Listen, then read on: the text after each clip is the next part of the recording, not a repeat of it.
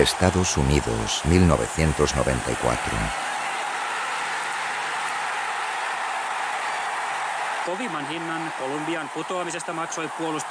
En el fútbol los errores se perdonan, se olvidan, se entierran entre cánticos y goles futuros, pero no precisamente en esta historia. Aquí un solo error cambió para siempre el rumbo de una sola vida, de un país y de una herida que aún sigue abierta. Andrés Escobar no fue un criminal, no fue un traidor, solo un futbolista, uno que cometió un autogol en el peor momento posible y donde pagó con su vida, lastimosamente.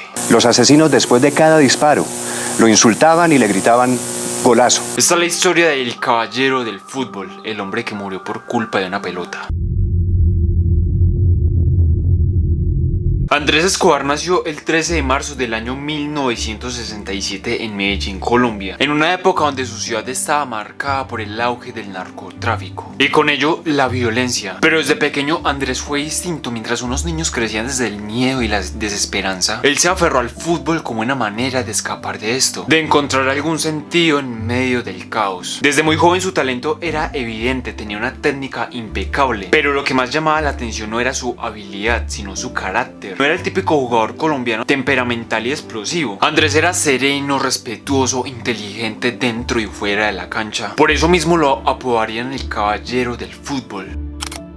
Porque no insultaba, no golpeaba y no se quejaba. Jugaba con clase y hablaba con el corazón. Debutó profesionalmente en Atlético Nacional y donde rápidamente se convertiría en un pilar en la defensa. En el año 1989 fue parte del histórico equipo que ganó la Copa Libertadores, el primer club colombiano en lograrlo. Fue un triunfo gigantesco que le dio la alegría a un país que vivía bajo la sombra del narcotráfico. Ese título no solo fue una gloria deportiva, fue una esperanza. Andrés también fue convocado a la Selección Colombia, donde jugaría el Mundial de Italia 90, y su nivel era tan alto que despertó el interés de equipos europeos. Pasó una temporada en el Young Boys de Suiza y poco antes del Mundial del año 94 se decía que estaba en la mira del Milan de Italia. Sin duda alguna uno de los equipos más grandes del mundo. Su carrera rápidamente iba en ascenso y parecía que nada podía detenerlo. Pasaba algo particular de Andrés Escobar. Realmente no solamente era un futbolista, era un símbolo. En un país asediado por la violencia, su figura representaba dignidad, ética y humanidad. Se mantenía al margen de los excesos, rechazaba el lujo del narcotráfico y promovía un mensaje de paz. Creía firmemente que el fútbol tenía el poder de transformar, de unir a un país que estaba muy dividido. Incluso en una entrevista dijo, abro comillas, es posible cambiar nuestro país si todos colocamos nuestro granito de arena. Realmente ese era Andrés, más que simplemente un jugador, era un ejemplo. Entramos al año 1994 en los Estados Unidos. El mundo del fútbol esperaba una fiesta y Colombia llegaba como una de las invitadas de honor. No era exageración, por primera vez una selección sudamericana distinta a Brasil o incluso Argentina llegaba a un mundial con cartel de favorito. Colombia venía de hacer una eliminatoria brillante, había dejado en el camino a selecciones poderosas y había protagonizado una noche legendaria en Buenos Aires. El 5 de agosto del año 1993, una selección colombiana golearía 5-0 a Argentina en su propia casa. Ese día hasta los propios hinchas argentinos aplaudieron a esta selección, y donde incluso fue una humillación histórica y sin duda alguna una consagración para Colombia. La prensa internacional no tardó en subirse al tren del entusiasmo. Pelé, el rey del fútbol, fue uno de los primeros en alzar la voz, incluso donde el propio Pelé diría que Colombia podría ser una campeona del mundo en este propio mundial del año 94. Esa selección era dirigida por Francisco Maturana, un hombre inteligente y respetado que había logrado armar un grupo talentoso y unido. En la cancha brillaban figuras como Carlos El Pibe Valderrama, con su melena icónica y su visión de juego, Faustino Asprilla, veloz, impredecible, Freddy Rincón, potente, imparable, y en la defensa como un faro de calma y liderazgo, Andrés Escobar. Pero lastimosamente esa ilusión tenía una sombra. Detrás de los reflectores aquella selección Colombia cargaba un peso invisible, ya que el narcotráfico en aquella época tenía mucho poder en el país y muchos de los tentáculos obstáculos alcanzaban en el mundo del fútbol. Había apuestas ilegales, intereses oscuros y una presión imposible de ignorar, donde incluso algunos jugadores afirmaron que fueron amenazados a través de llamadas. Otros eran seguidos e incluso en todo el país eran vistos como héroes. Aunque para mí estos son los verdaderos héroes, pero bueno. Pero también eran vistos como piezas de ajedrez en el que se jugaban millones de dólares. Y no solamente en premios. Andrés Escobar y toda la selección Colombia sabía que esto no solamente era un partido, era una guerra silenciosa en una que si fallabas no solamente perdías el juego,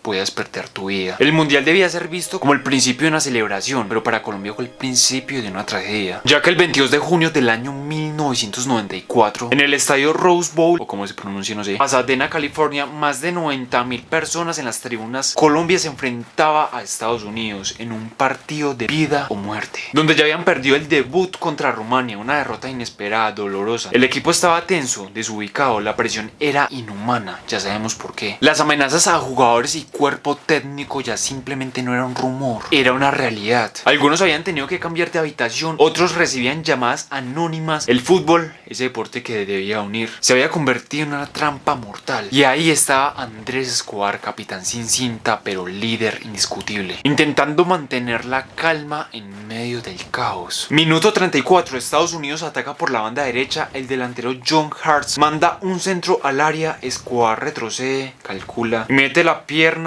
para interceptar. Un gesto instintivo, profesional, pero el balón toca la parte exterior de su pie, gira y se clava en su propio arco. Autogol. Silencio, luego gritos y Colombia quedó en shock. Andrés se queda de pie mirando el horizonte tratando tal vez de devolver el tiempo, pero ya era demasiado tarde. Colombia pierde 2-1 y queda eliminada en primera ronda. Un fracaso impensado, injusto, pero el mundo no entiende de justicia cuando hay dinero y poder detrás. Donde en Colombia, o por lo menos las personas que le hicieron mal a Andrés Escobar, no vieron esto como un error, sino como una traición. Andrés Escobar, ese hombre que había dado todo por su país, se convirtió en el blanco de una nación frustrada. La rabia no fue contra el sistema ni contra los verdaderos culpables, fue contra él. El hombre más noble de la cancha se convirtió en el culpable de pérdidas millonarias de apuestas. Pudo haberse quedado en Estados Unidos, muchos se lo dijeron, amigos, compañeros, incluso periodistas le advirtieron que era peligroso volver, que esperara, que se quedara quieto, pero Andrés Escobar no era ese tipo de persona. Él creía firmemente en el poder del perdón, en que el fútbol debía ser algo más que apuestas y amenazas. Mi conciencia está tranquila, fue un error de juego, nada más. Eso decía. Regresó a Medellín con la frente en alto, tenía planes, incluso iba a casarse y también con esto iba a firmar con el Milan. Iba a continuar con su vida, con su carrera después de este horrible suceso, pero no le dieron la oportunidad, ya que el 1 de julio del año 1994, apenas 10 días después de aquel autogol, Andrés fue a compartir con unos amigos en una discoteca de Medellín. Quería distraerse, volver a la rutina, respirar su ciudad. Al salir del lugar se encontró con unos hombres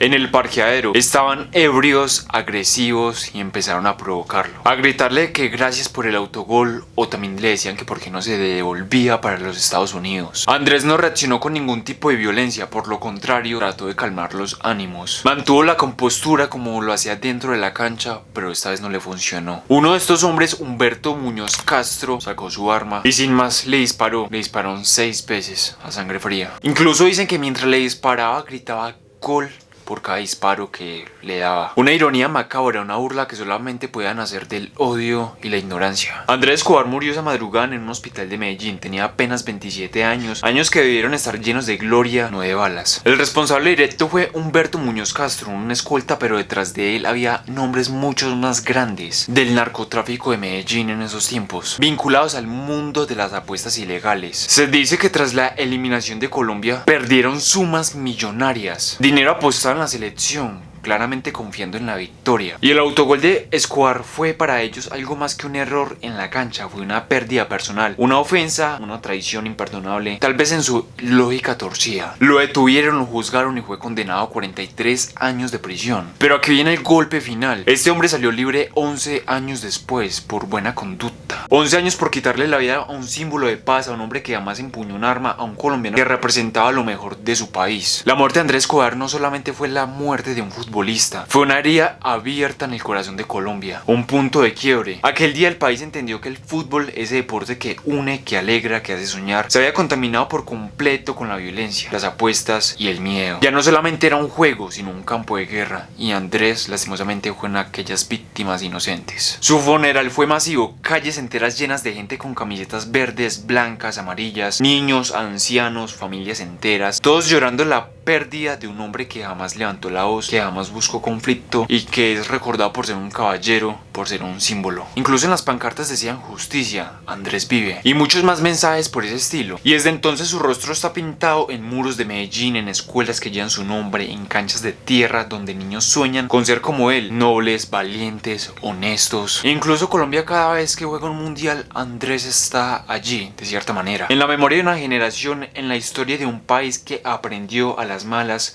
que los verdaderos héroes no siempre levantan copas, a veces simplemente tienen el valor de ser buenos. La historia de Andrés Escobar no solamente es la historia de un futbolista asesinado, es el reflejo de un crudo país que durante años permitió que la violencia hablara más fuerte que la razón. Es el testimonio de cómo la corrupción, las apuestas ilegales, el narcotráfico y el fanatismo desmedido pueden convertir una cancha de fútbol en un campo de muerte. Andrés no solamente era una estrella que buscaba brillar, sino que también era un hombre que jugaba con el alma limpia, un caballero que creía que el deporte podía cambiar la realidad de su país. Pero aunque lo silenciaron con 6 disparos, su voz nunca se apagó. Cada vez que un niño se pone una camiseta con el número 2, cada vez que alguien habla del fútbol como herramienta de transformación, Andrés está allí. Descansa en paz, Andrés Escobar.